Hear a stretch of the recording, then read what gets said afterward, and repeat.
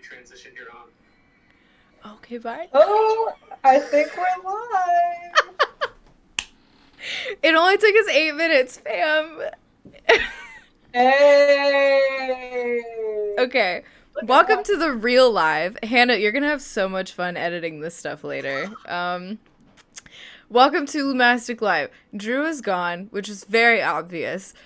So he has left us in charge in his stead. I'm Chelsea. I was a guest co-host last week, and this is Hannah. Hi, Hannah. Hey, Hannah is our marketing intern, but that is not enough to describe Hannah. She's awesome. She's wonderful. You've probably seen her slamming our Instagram game. What's your YouTube channel? They should go follow you. ooh, ABC, always be plugging. This is mine. I'm just gonna comment. Hey, Nice. Be sure to follow her. So tonight we are going to talk about workplace culture. But before we get there, we want to follow up from the conversation that we had last week. And that was the emotional side of side hustles. So we kind of ended on this note where we recognize that there's a lot of conversation in entrepreneurship around productivity and time management, but less about the emotional turmoil, the emotional labor, the emotional sagas of live streaming That's what I'm experiencing right now, an emotional saga of live streaming, but the emotional side of entrepreneurship. And someone left us with the comment. What are some actionable goals that you can set for yourself to sort of address or check in with the emotions of side hustles? So we're going to get there. But before that, Hannah, who does all of our editing for clips and reels and TikToks in tandem with Joshua, had a lot on your mind, right, following the conversation last week. So why don't you tell us more about that? yeah, gosh, so many good clips and juicy nuggets of wisdom from last week's stream. So check it out after this one. Always be plugging. But one thing that really resonated with me was how you guys were talking about goal setting and specifically about how, as you preached free therapy last time, it is okay not to reach a goal. And for me, that touched upon the purpose of a goal and why people set goals to get really meta and like to accomplish. People set goals in order to achieve a higher purpose, right? So on my channel, I did a challenge where I tried to wake up at sunrise for a week for every day for a week to reset my sleep schedule. And spoiler alert, I did not wake up at sunrise every single day that week. But the purpose of that goal was to reset my sleep schedule, have a healthier circadian rhythm, and to set aside time for myself. And I was able to achieve those things without the very specific, like, wake up at 6:30 a.m. every single day. You have to go to bed by 10 p.m. and you can't stay up like an hour or so later to hang out with friends or do something enjoyable. And so what I took away from that is that it's okay not to reach a goal, because in that specific scenario, I was still able to get those benefits without those arbitrary markers of success or achievement. Yeah, this is so huge. Like, I think that you've touched on something really great, which is exactly, first off, thank you for sharing. And two, really glad that you got that out of last week, because that also was something that stuck with me this week, is something that my therapist is trying to preach to me, and therefore I'm trying to preach to myself, which is that it is okay not to achieve the goal that you've set on paper, right? And we could continue this hashtag free therapy. Yes. In the session that I had since then, we talked about just this thing called deliberation mode, which I'm sure is probably not something that my therapist coined, but I wouldn't put it past him. He's an amazing and smart and talented person. But anyway, he was saying that sometimes a big hurdle in setting actionable goals is this deliberation period, right? Because it takes time. You have to think about the things that you do before you do them, right? Like exactly what Hannah, you're touching on, where it's like before you set that goal, you already had implicit goals or implicit motives, why you set that goal for yourself, right? To reset your sleep schedule, to check in with your circadian rhythm, all of these really wonderful benefits that you realized were there. And the anecdote that I think I shared last week is how I'm having a really hard time getting back into a workout routine. And this is tricky for a lot of reasons. I won't just splatter my vulnerability on the internet, but so much. But I used to be incredibly active. I used to love being active. And so because I think it's tied to my identity, spoiler alert, always a scary time when something's tied to your identity. But I think because it's tied to my identity, when I set this goal of like, why can't I work out twice a week? Well, like this is me talking to my therapist. Like, why can't I do this? Like, I set it in my calendar. I have a workout buddy. Like, why can't I do it? He said, well, are you deliberating like why you want to work out? And I'm like, because I just should be doing it. He's like, well, that's not really that great of a reason, right? Like, because you should be doing it is not necessarily like what always happens. And he shared in his personal life, he's like, I'm someone who knows that I need to work out, but I'm not somebody who's going to do it at 7 a.m. Would it be good for me? Yeah. Would it be convenient for me? Yeah. Does it happen? No. Right? So there's a deliberation period where you kind of have to find these motives or these goals. And this kind of opened the world for me because I was like, wow, this makes a lot of sense why I feel like I'm a little flippant in my decision making. And then I'm just so disappointed or so upset at myself that I can't actually achieve those goals, right? And so whereas Hannah, you experienced a much more positive experience, which is like, hey, it was really cool experience because I took the time to figure out why. And like, even though you didn't wake up all 7 days at the butt crack of dawn, you still got a lot out of the experience, right? And so this is inspiring to me because now I'm thinking like, why do I want to work out? Because I really like how it feels after I move my body, right? So like, if that doesn't mean I drag my ass to the gym, then it'll still mean if I can move my body and throw dance parties in the kitchen every single morning, isn't that achieving the same thing? Oh my gosh, what's more likely to happen? That sounds so much better than going to the gym. Oh yeah, man, it's so much. Like, what's your dance party jam right now? Oh gosh.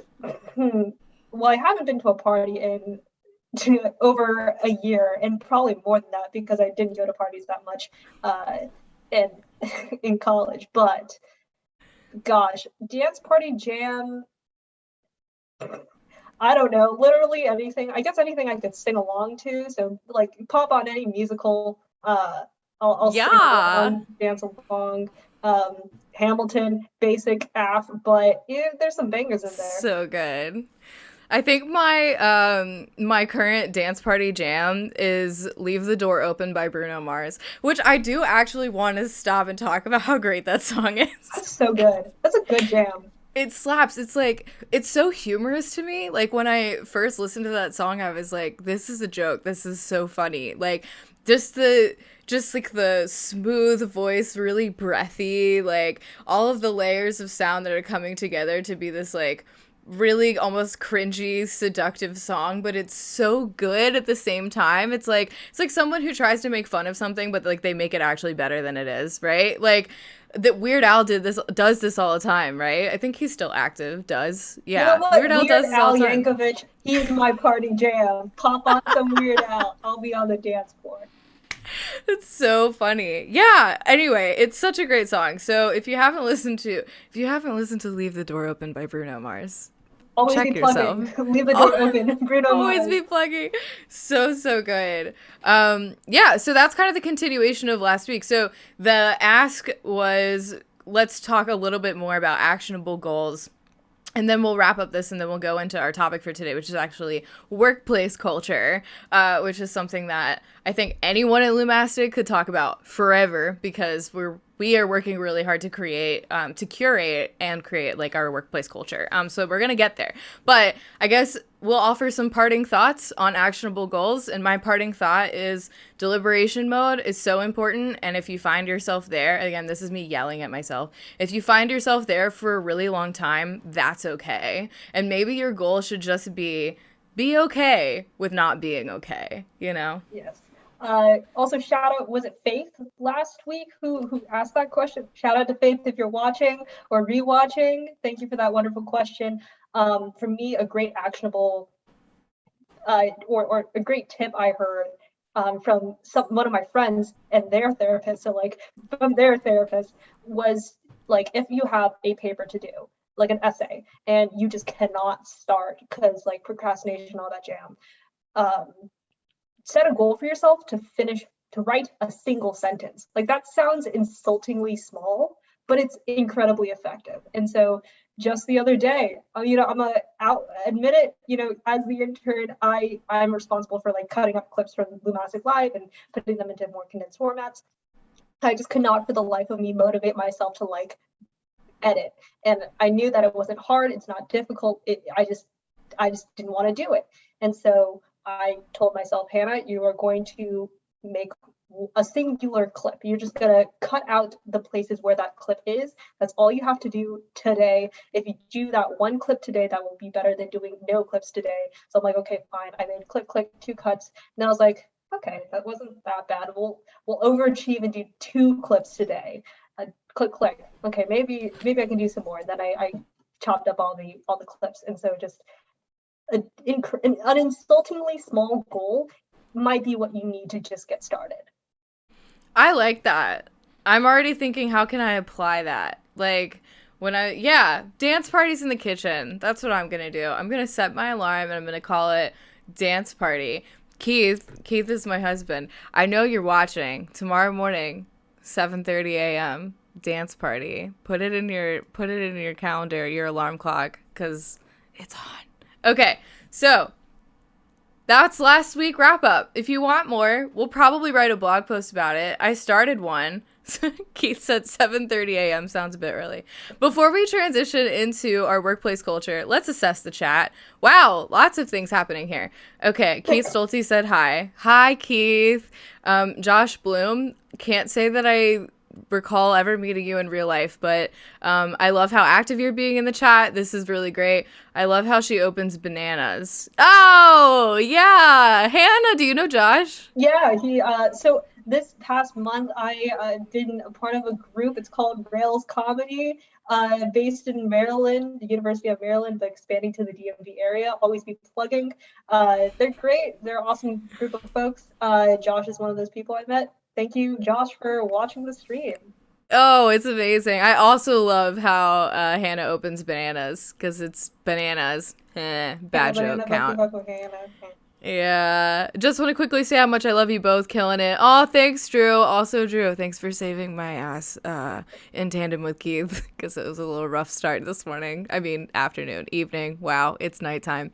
And yeah, that sums it up. Difference between analytical and habitual parts of who we are. Ooh, words that are fancy. You know what? I'll take I'll take a Drew quote right now. Profound. Okay, yeah. So, future Hannah, when you edit this, you also have to keep your own count of when you say ABP. No, I'm giving myself more work. It's so funny. We all have our shtick, and I just, want to rein it in.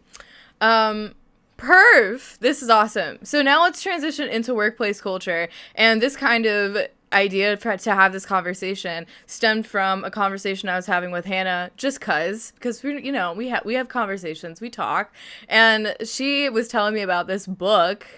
You're telling me about this book that you're reading. No BS, always BS. What is it? ABS? Bullshit Jobs.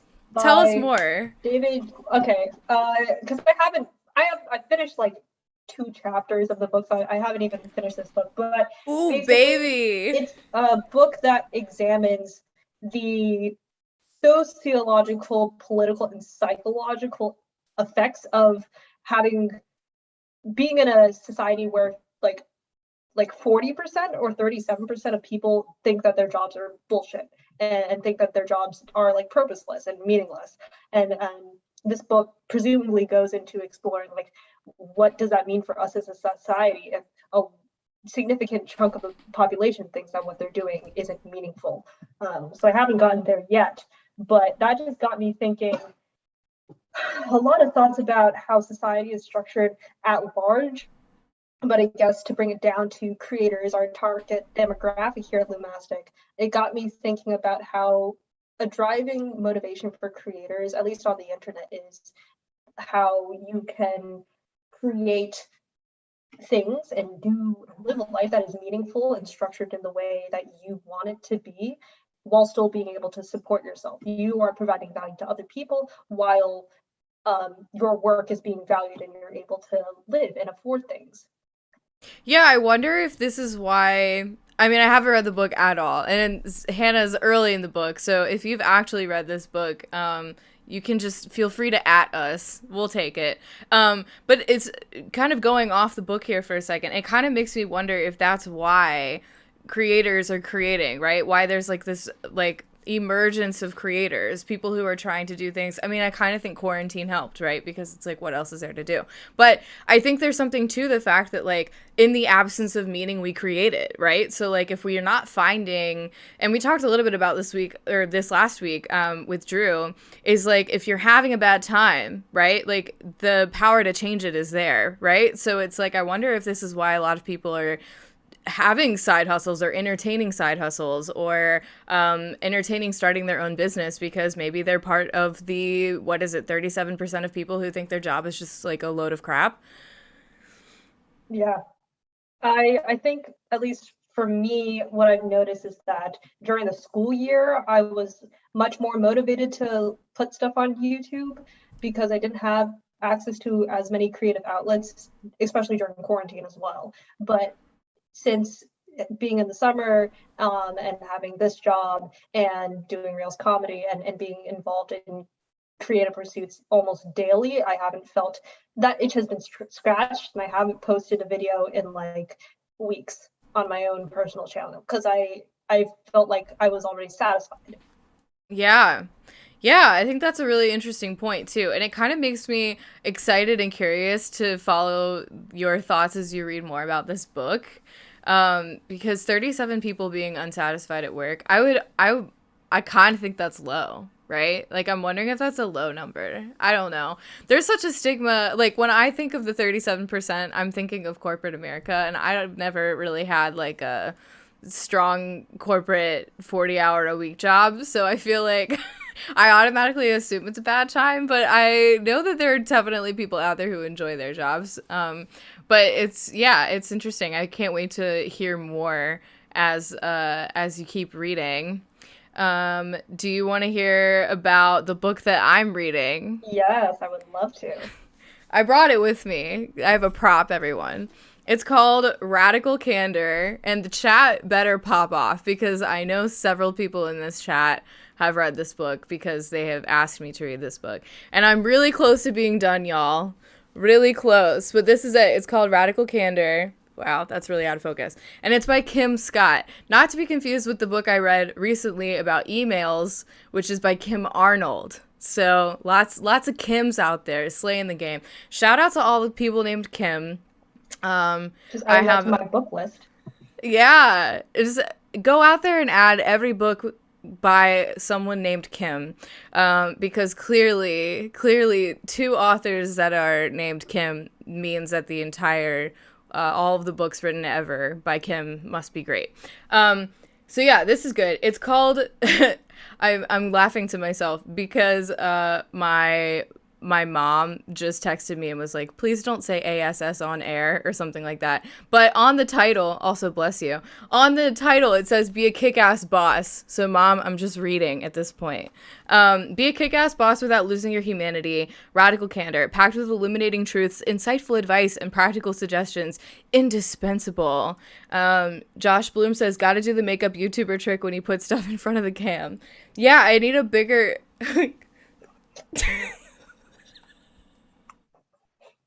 I need like a bigger background for it to be the true YouTuber thing.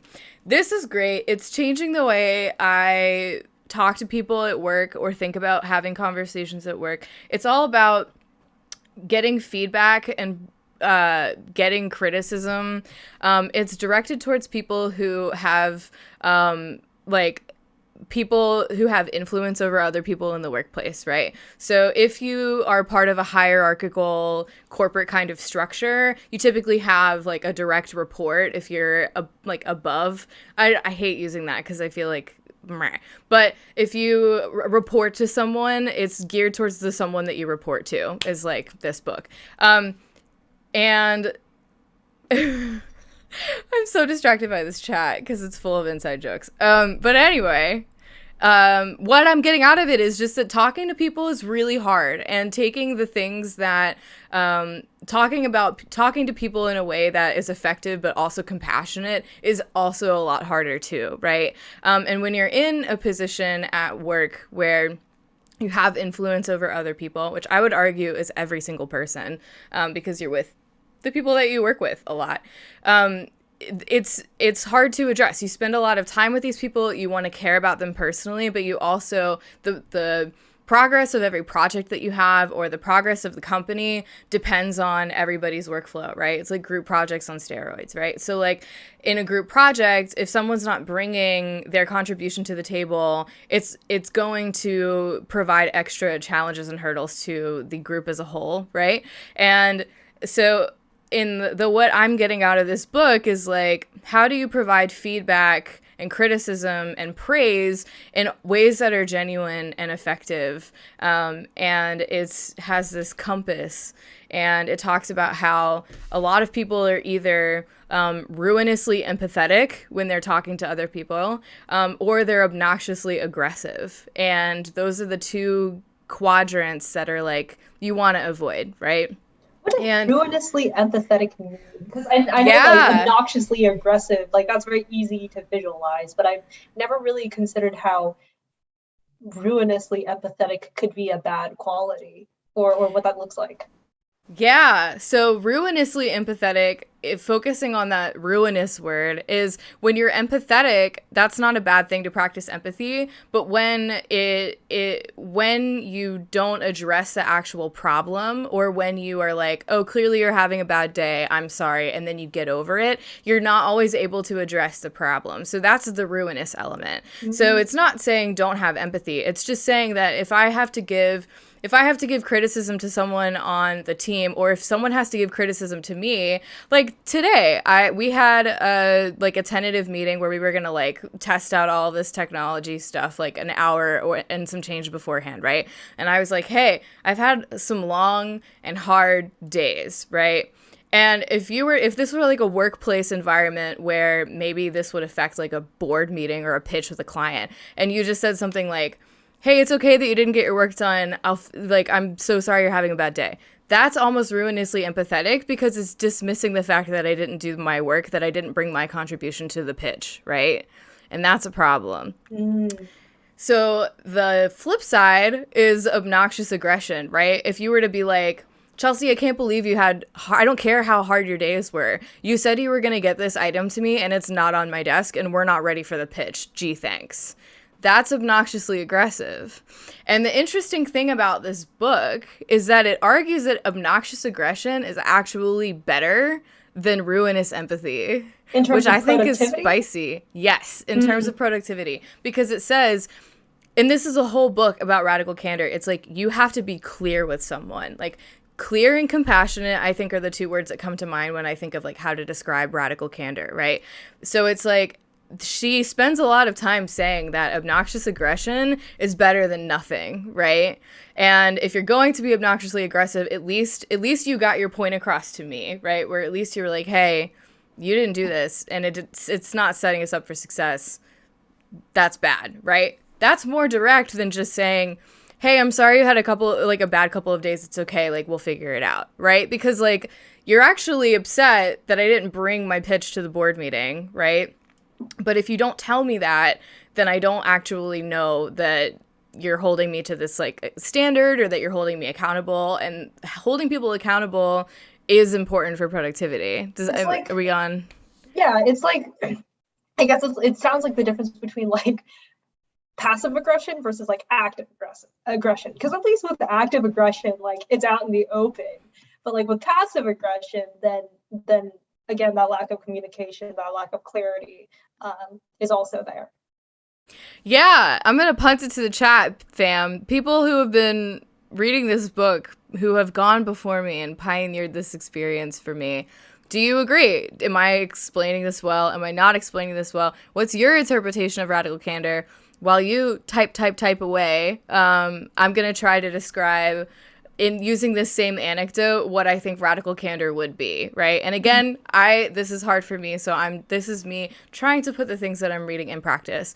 So we know the ruinous empathy route is to just dismiss it. We know the obnoxious aggression route is just to say, wow, you really just are hanging me out to dry. That's awful. And like the empathy is not even there. So the care and compassion element could say something like, I can see that you are fatigued and tired. I need these following items to finish my presentation. How can I help? Right?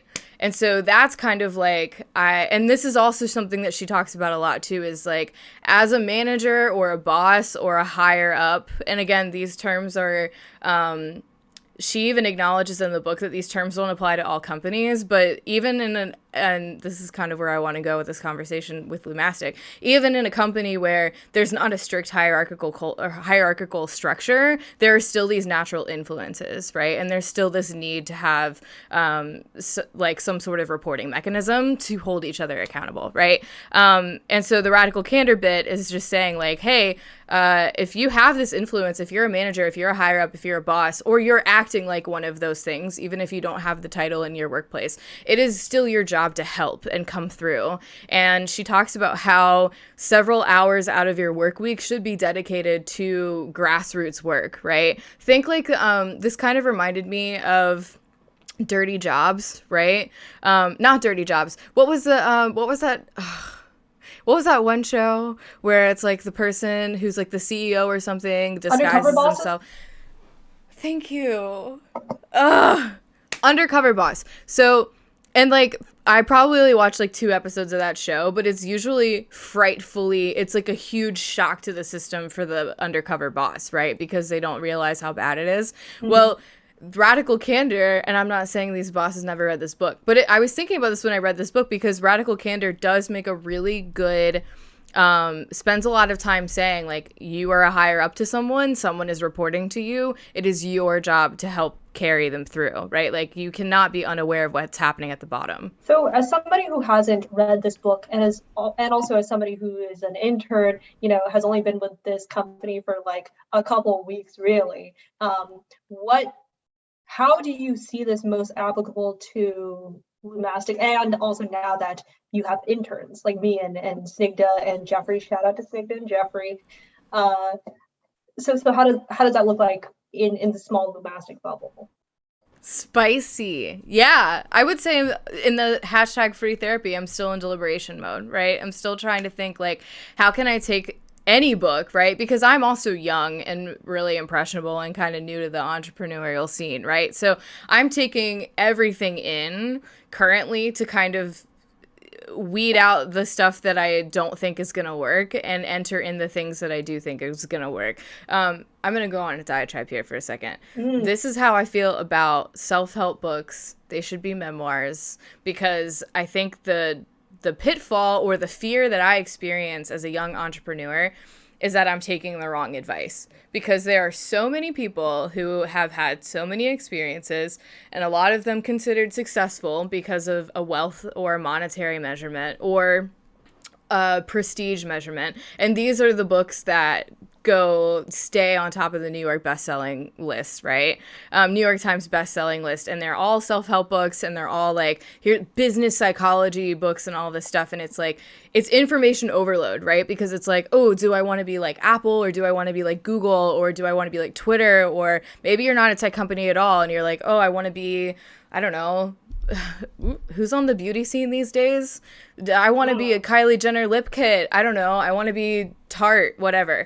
Whoever the movers and shakers are in your respective industry, they probably have, whoever's at the top probably has a book, probably has a podcast, probably has a lot to say about how they got to their place. And this is really great. It's full of a lot of valuable information. But what I'm experiencing, and what makes it hard for me to answer your question, Hannah, is that I am so afraid I'm getting bad advice, right? Because ultimately, I have to go and figure out what this means for me as a person, right? And then before I can even decide how I let it affect my workplace persona, if you will, or my experience working for Lumastic, or my experience working for the other jobs that I have, right?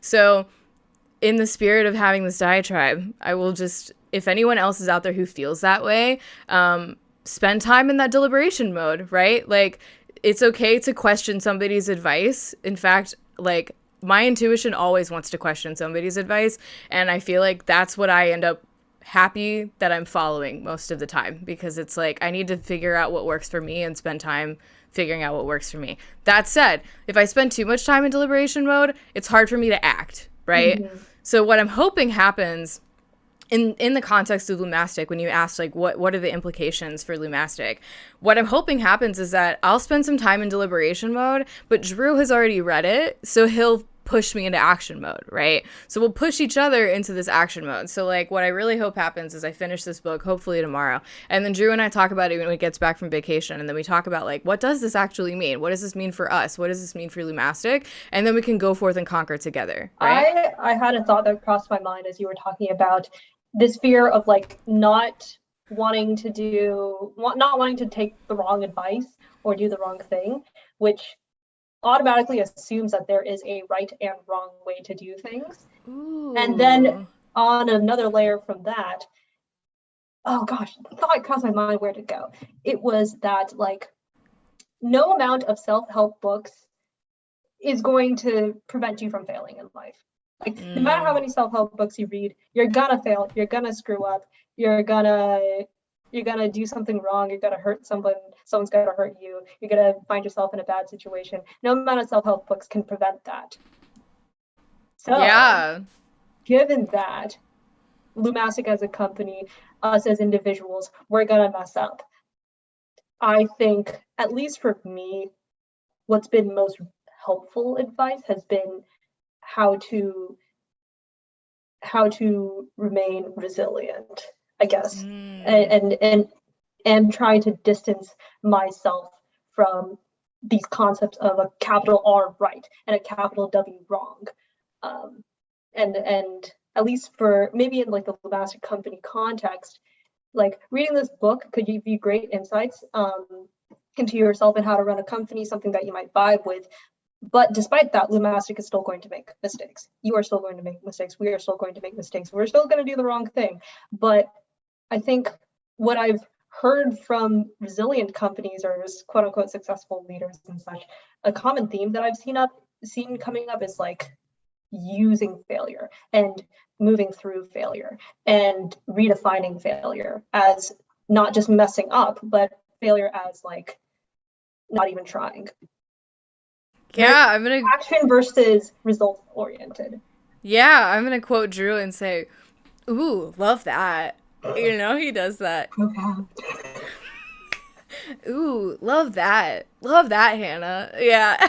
But I do love that. That is a really great reminder, right? And also, like, that is advice that I need to hear, but it's really hard for me to take, right? Because it's like I've already shared, I'm very much in my head, like, in career moves. Also, chat's popping off, so let's take a second. Drew said, "Don't make her get out of the wooden focus pole." This is true, and I'll show you what the wooden focus pole is. It's this very long pole that Drew uses to turn on his camera across the room because he doesn't want to be out of focus when he starts the live stream. It's hilarious. I laughed so hard last week when he was like, "All right, I'm going to teach you how to start a live stream. And the first thing that you're going to do is you're going to reach down underneath the desk, get this pole, and turn on the camera just halfway across the room." And I died. So that's the inside joke. Yes, we all have our own focus poles. What does your focus pole look like? Oh, no, that's a ruler. Josh Bloom, never read this, but I think that makes sense. As far as addressing the problem, I think the obvious weakness with obnoxious aggression is that you're only addressing your problems and not theirs. Ooh. Those things are self-centered, because with ruinous empathy, even though you think you're trying to take care of other people's emotions, it's really because you're insecure in yourself and you don't want to feel bad because you made somebody else feel bad, because you think you're responsible for their emotions. Either way, it comes down to not wanting to feel bad. Same with aggression, but aggression is more outwardly pointed.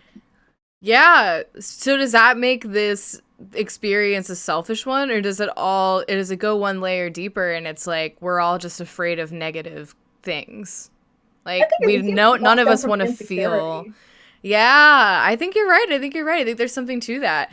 Josh Bloom, excellent comment. Drew Lytle, that's profound, Josh. Hannah, we should still include a count for Drew, and just reference the chat and be like, he said it once already. Matthew, I think this might be Matthew Mays of my team. Hi, Matthew. Mistakes should not be viewed as failures. Yeah. Yeah, exactly. Yeah, you probably said that right as we were talking about that. Ooh, I love it when we're all aligning. Yeah, I took a class while we're on that note. Matthew said it might be. Sorry to throw out your last name like that. I was just trying in real time to have a connection about who this was. Matthew, thanks for being here. Always happy to have you. In that vein, I think even the lovely college that we have both attended is trying to do this.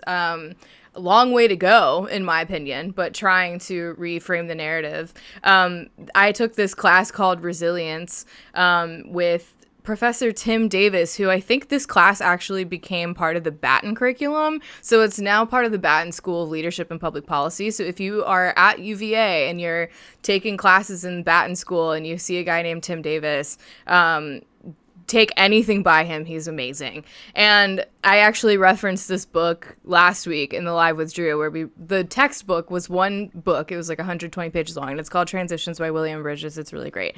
But the first lecture opened with this vulnerable conversation from the professor just saying, like, hi, life is hard. And he talked about our career, like his career path, about how he spent a lot of time in corporate America, but he really felt like he wanted to write, he wanted to speak, all of this stuff. And there's a chance that I'm not doing this story any credit at all. So just go meet Tim Davis, because obviously the only person who can tell their story well is themselves. But I remember this class had such a meaningful impact on me because it was the first actionable step that I saw UVA was trying to build into its curriculum as a response for competitive culture. UVA can be a really tough school to get into once you get into your undergrad program, and I'm speaking from the undergrad experience. It goes one step further because you have to apply within specific majors. So even though you spent your 4 years of high school trying to get a really beautiful, like, resume, so to speak, to get into the school, and you're so intent on studying biology, you get into UVA, you have to spend a year studying gen eds, and then after that you have to furthermore, like, apply almost all over again in some cases to the program that you want to go to. And so it's like there's always a hurdle in front of you that makes it really hard and really competitive. And this professor saw a need for students to know that not getting into the right major program is okay. It does not make you a failure, right? And I would even say not getting into your school of choice is okay. Not going to college is okay. Whatever that thing is that you were trying to do and, like, didn't do, to come full circle, is okay, because you can reframe the narrative and you have the power to talk about resilience, and resilience is key. So that is a rant about why Tim Davis is great. And if you're at UVA, tell him I said hi. I should email him. He's super wonderful. Yeah. Yeah. That just got me thinking about, like, tying back to, I guess, like, this conversation is relevant to, like, the goals question that we were talking about earlier. And it kind of comes down to perspective, and, like, not just, like, self-worth, yes, and where you place that, but also, like, perspective, which I guess the two are kind of intertwined, because with perspective, there's this analogy that someone told me about, like, you think a quarter is the whole world if you hold it up to your eye, but if you stretch your hand out, it's really just, like, as big as a quarter. And so, especially in college or in certain competitive areas and communities and cultures, your perspective is so incredibly limited, and you think that is the size of the world. And something that I have been really working on throughout college is trying to expand my horizons, expand my perspective on not just what's possible in the world, but also what really matters. And so when that comes to goal setting, perspective really helps when you are seeing the meaning behind the end goal, or if you didn't check off the box in achieving your goals, like, the overarching picture, like, why does that one checkbox matter so much? Why should it matter? Should it even matter that much? Like, what is this checkbox even doing for you? Is it to try to shore up self-worth in something external, or is it trying to actually, I don't know, help you achieve something that you actually want to do? Yeah, it's so important too, because like your answers to those questions are going to affect the areas of your life, right? They're going to affect the kinds of jobs that you want to get, right? And I thought that's why, like, I think that's why this class stuck with me too. It's because it's like, it doesn't end in college, right? It goes with you everywhere you go, right? So at Lumastic, even, if I really wanted to be hard on myself, I could say, wow, every week when it comes around and I want to have a strong social media campaign for the next week, and then another week rolls around and I did not check all of those boxes. It's like, what does that really matter though? And obviously it matters, right? Because like we want to be active on social media. We want to have engagement. We want to go out there and spread the good news of Lumastic to the world. But something I think that we've been doing, and something that I hope, and maybe you can have, I know you'll have more thoughts on, I want to know if we're successful at it. And because I think what we're trying to do at Lumastic is focus on the culture. We're trying to focus on the culture. We're trying to focus on curating that, figuring out what that means. We're trying to exercise that. So in the midst of maybe, and rather than have a hard deadline of how many clips Hannah has to roll out per day, right? Or rather than have maybe negative consequences for Chelsea, who has survived somehow yet another week without posting anything on Twitter. Maybe there should be negative consequences for me for not doing that. But in the absence of doing that, the things that we have done in between, right? Like having conversations about Lumastic Live, or having this experience where you can come on the show. What are we calling this? Come on the show and talk about like, hey, I had to make myself do a clip, right? Like, to me, I'm hoping that's a much more valuable experience for you than just someone who's calling you on Slack and is like, all right, let's start those clips, you know? Like, I don't know. It's what do you think? Dance. Right. What do you think? Yeah, I mean, I'm not being paid to say this. I'm not being paid. But honestly, I really feel like I lucked out with Lumastic because of the people here. And like, I feel so incredibly supported in not just this work Lumastic aspect, but also in me as a person. And so I feel like I'm taking more from the company than I'm giving. Like, that's how generous Lumastic feels, because like, not just with work stuff, like Drew and the rest of the people at Lumastic, like Chelsea, you in the marketing area, were made very clear in the very beginning that the priority was about my own development as a young person, and not about like, okay, go grab me coffee, intern. And that clearly demonstrated to me that you guys were invested in me and supportive of me and my creative pursuits in this, and also outside of Lumastic. The way you guys give feedback and handle adjusting what my workload looks like and what kind of work I do throughout the internship has also been a very collaborative process. And so it really feels like there isn't a hierarchy per se, and it's more like a team in the true sense of the word, that when we are all succeeding, when one person succeeds, we all succeed, and we're all trying to hype each other up. I mean, just look at the chat. Chat's popping off. This conversation has been great, and so that kind of collaborative, nurturing environment has been so crucial, because it gives me greater confidence in what I can do as an individual, and it also shows me what we can do together as a larger team. Yeah. Wow. Thanks for sharing. I realized after I said all that, I had put you entirely on the spot. No, things that happen. No, I love being able to talk about this, because I think this is such an incredibly rare opportunity that I got, because like, if I got an internship at any other company, it would be like, hey, did you get those things done? Great. Oh, did you get this done? Oh, okay. And I'm able to propose my own projects here. Like there's a video coming up that I still have to finish up, put on the last details, but I proposed this video. I wrote up a script for it. It was pretty wonky. The first edit was definitely extremely wonky. I loved it. I went like balls to the walls with how weird I wanted it to be, but again, working collaboratively to figure out like what should this video look like, giving an okay on this idea that I had, being very supportive of it. So thank you so much, you guys. Thanks for being here. And you guys allowed me to fail, basically. Because we all do all the time. Exactly. Yeah. Yeah, and I want to go back and say something you said, or bounce off of what you said, because we are getting so much out of the experience of working with you guys, our interns as well, right? Because in the very beginning, I guess we'll talk a little bit about how the internship has been happening, but the internship at the very beginning, Drew had this idea of coming up with this like professional development question for everyone, right? And the thing that I really loved about just the very beginning conversations with Drew, before we even like had names of the people we would be working with, it was really important to him that we learn from you guys as well, right?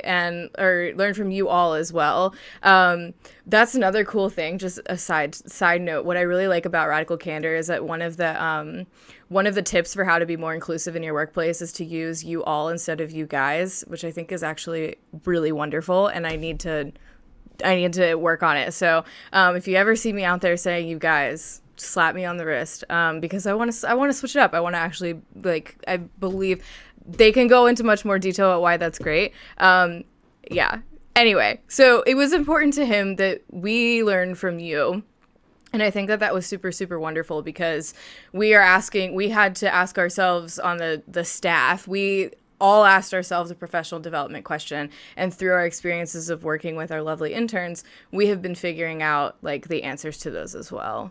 Hannah, are you frozen?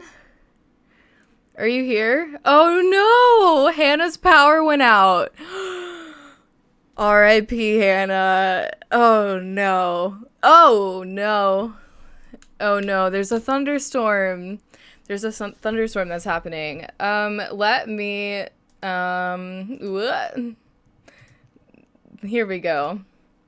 Well, until Hannah's back, I guess I'll just say, because it's 8:55, maybe we'll just wrap up. Thanks for joining us. If there's something that you want to, have us talk about on the show. This is such an abrupt ending. I'm sad. But you know what? Thunderstorm's happening, so we're just gonna have to call it. Thanks so much for being here. A huge shout out to Hannah for being here as well. She's still listening in. She's so dedicated. I cannot speak highly enough of Hannah and our interns and the conversations that we've all been having. It's been a really wonderful time at Lumastic, and maybe that's something that we'll talk about in the future, is how a brand new company, which is us, started an internship program, and the kinks of that and working through those hurdles, because it's been a fruitful and enriching learning experience, and I'd love to talk to Drew about that as well. Tune in to Lumastic Live next week. We're going to have a special call-in session, so I will be here again. I know, sad, but great. Thank you. Shout out to Drew for giving me this opportunity to be my quirky, awkward self on camera in front of our entire following. But I will be here Thursday night next week, 8 p.m. And we'll have a special call-in series where you can call in and like talk to us about anything under the sun, unless I have a topic that I can pull out between now and then. But let's just plan on hearing from you guys, because it's our favorite thing to do.